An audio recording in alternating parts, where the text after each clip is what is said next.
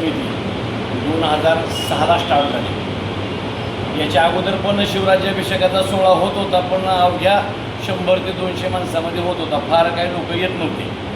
त्या काळात आम्ही असो, ते धाराशिवचे आमचे विश्वनाथ नांगडे असो, काकडे साहेब असो, खोपडे सर असो, अवघे 100-200 लोक असायचे। पण 2006ला छत्रपती संभाजीराजांनी ज्यावेळी हा सोहळा उत्सव करायचा प्रयत्न केला, त्यावेळी मात्र प्रचंड म्हणजे लाखाच्या संख्येने, आणि या लाखोच्या संख्येने असताना शिवराज्याभिषेक सोहळा समिती 40 आघाड्यावर काम करते। 40 आघाड्यामध्ये त्यामध्ये स्वच्छता असेल, पाणी नियोजन असेल, त्या ठिकाणचं सगळं रोपवे असेल, सगळं सामान वळण्याचं असेल, सगळीकडचं अन्नदान असेल, एकूण 10 ते 20 ठिकाणी अन्नदान असतं। प्रत्येक मावळ्याला शेवटपर्यंतची जबाबदारी दिली आहे की त्या मावळ्यानं गडाच्या पायथ्याशी राहून सेवा करायची, त्या मावळ्यानं गड चढायचा नाही, गडाच्या पायथ्याशी राहून सेवा करायची, असं प्रत्येकाला सेवा दिलेली असते। आणि ह्याच्यामधून जवळजवळ हजारो कार्यकर्ते, हजारो स्वयंसेवक यामध्ये काम करतात। आणि हे काम 1 मेच्या अगोदरपासून सुरुवात होतं। 1 महिन्याच्या अगोदर 1 मे पासून तिथं स्वच्छता चालू आहे, 1 मे पासून पूर्ण नियोजन चालू आहे। तर हे नियोजन जास्तीत जास्त पद्धतीनं, आणि गेल्या 17 तारखेला आमचं पुण्यामध्ये बैठक झाली, आणि त्या बैठकीमध्ये सगळं नियोजन ठरवण्यात आलं। विशेष आपलं भाग्य असं आहे की तुळजापूरचं भाग्य म्हणजे जय भवानी म्हणल्यावर जय शिवराय म्हटलं जातं। महाराष्ट्राची पोरे आम्ही नाही विणार मरणाला, कुणी मराठी शाहीर अवघा सांगून गेला विश्वाला, हीच आमची जात मराठी, मळवट भाळी भवानीचा, पोत नाचवीत आम्ही नाचतो भीमा काही जमानीचा। ही तुळजापूरची ओळख आज आमच्या खोपडे सरांच्या आहे ना, आज आपल्याला जो मान आहे की ज्या ठिकाणी कवड्याची माळ द्यायची, देवीचं कुंकू द्यायचं, तिथं साडीचा आहेर द्यायचा, हा मान कुणाला नाही। बाकीच्या ठिकाणी मान आहेत, असे 100 मान आहेत। आपले पालखीचा मान आहे, त्या ठिकाणी जी सुवर्ण मुद्रा उधळायचा मान आहे, त्याच्यासाठी मान आहे। पण आपली इथला जो मुख्य मान आहे तो हा मान आहे। हा मान आपला कायमस्वरूपी चलत राहावा याकरता खोपडे सरांचं आमचं बोलणं झालं। त्यांनी सांगितलं की सगळ्यांना आपल्या तुळजापूरवासींना ही अभिमानाची गोष्ट आहे, कारण महाराष्ट्रातच नाही तर या जगात जय भवानी म्हणले की जय शिवराय येते। तर आपलं भाग्य असं आहे की आपण आई भवानीच्या दरबारात जन्माला आलो, आणि हा आपल्याला सन्मान आहे। तर हा सन्मान कायमचा राहावा याकरता शिवराज्याभिषेक सोहळ्याला सर्वांनी यावं। जास्तीत जास्त तालुक्यातनं, जिल्ह्यातनं, आता धाराशिवला प्रचंड गाड्या निघाल्यात, आमची सुद्धा आम्ही खेडेगावात ग्रामीण भागातून भरपूर गाड्या करत आहोत, आणि जास्तीत जास्त संख्येनं शिवराज्याभिषेक सोहळा हा म्हणजे संपन्न व्हावा याकरता आमचं शिवराज्याभिषेक सोहळ्याचं हे नियोजन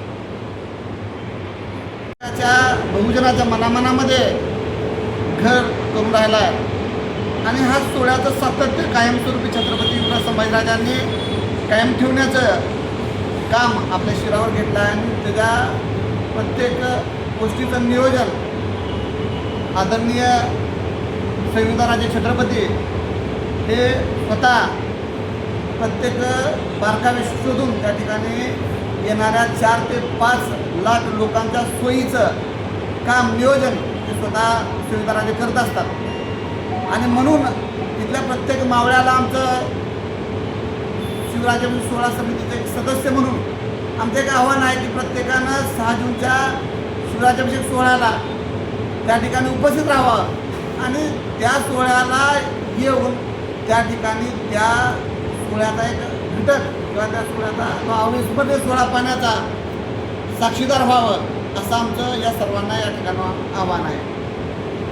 काय त्या ठिकाणी बाबा आमची सोय होईल का, आम्हाला वर गेल्यावर पाणी मिळेल का, आम्हाला जेवणाला मिळेल का, अशा पद्धतीच्या काही शंका कुशंका प्रत्येक शिवभक्तामध्ये या ठिकाणी निर्माण होत आहेत किंवा होत असतील। तर माझं छत्रपती संभाजीराजे, संयुक्तराजे आणि शहाजीराजे यांच्या सूचनेनुसार आपणास असं माझं म्हणजे असं म्हणणं आहे की त्या ठिकाणी आपल्या सगळ्या सोयीचा जाणीवपूर्वक जातीने विचार केला गेलेला आहे। आपल्याला कुठलीही अडचण दुर्गराज रायगडावर येणार नाही याची खबरदारी शिवराज्याभिषेक सोहळा समितीच्या वतीनं अगदी लक्षपूर्वक घेतली जाणार आहे। त्यामुळं आपल्या मनामध्ये कुठलाही संकोच किंवा कुठली काळजी करण्याचं काम नाही। आपण सर्वांनी हा 6 जूनचा सोहळा हा कायमस्वरूपी या ठिकाणाहून जो सुरुवात केला तो कायमस्वरूपी चालू ठेवायचा आणि त्याचा एक आयुष्यपणे साक्षीदार या क्षणाचा क्षणाचे साक्षीदार होण्याचं व्हायचं आहे असं आम्ही तुम्हाला सर्वांना या ठिकाणाहून आवाहन करतो आहोत.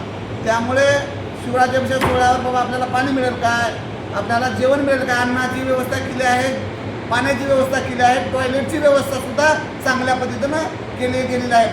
विवादानं आई शिरकाई देवीला साडी चोरीचा आहेर आपण तुळजापूरमधून लुटून जात असतो. त्याचबरोबर शिवराज्याभिषेकासाठी ज्या कवड्याच्या माळा वापरल्या जातात, जे कुंकू असतं ते कुंकूसुद्धा पवित्र कुंकू आपण आपल्या तुळजाभवानीच्या मंदिरातून लुटून जात असतो आणि हा खऱ्या अर्थानं आपल्या तुळजापूरकरांसाठी अतिशय अभिमानाची गोष्ट आहे. आणि आम्ही असं ठरवलेलं आहे आता सगळ्यांनी की ही जी परंपरा राज्याभिषेकाला आपल्या तुळजापूरकरांच्या वतीनं लाभलेली आहे ते अखंडपणे माणसं येतील जातील, पण परंपरा मात्र पुढे ते हस्तांतरित होईल. आम्ही गणेशराव पुजारींना या ठिकाणी हे विनंतीच केलेली आहे की जोपर्यंत आम्हाला जमतं तोपर्यंत ठीक आहे, त्यानंतर गणेशराव पुजारींच्या खांद्यावर ही माळ आपण घालायची आणि या दृष्टीनं आपण सर्वजण जीवनराजे असतील, आमचे स्वराज्य पक्षाचे अध्यक्ष महेशराव गवळी असतील, गणेशराव पुजारी, सत्यजित, या सगळ्यांच्या आणि तमाम शिवभक्तांच्या वतीनं आपण हा सोहळा छत्रपती संभाजीराजेंच्या मार्गदर्शनात प्रचंड अशा पद्धतीनं मोठा सोहळा त्या ठिकाणी साजरा होणार आहे आणि म्हणून या सोहळ्याला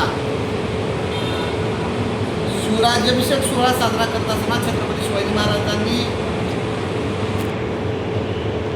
1670 साली शिवराज्याभिषेक सोहळा त्यांचा झाला, 74 साली, आणि तो पहिला शिवराज्याभिषेक सोहळा राजे छत्रपती झाले. आयुष्यात येऊन काय बघावं तर माझ्या मते तर रायगड बघावा.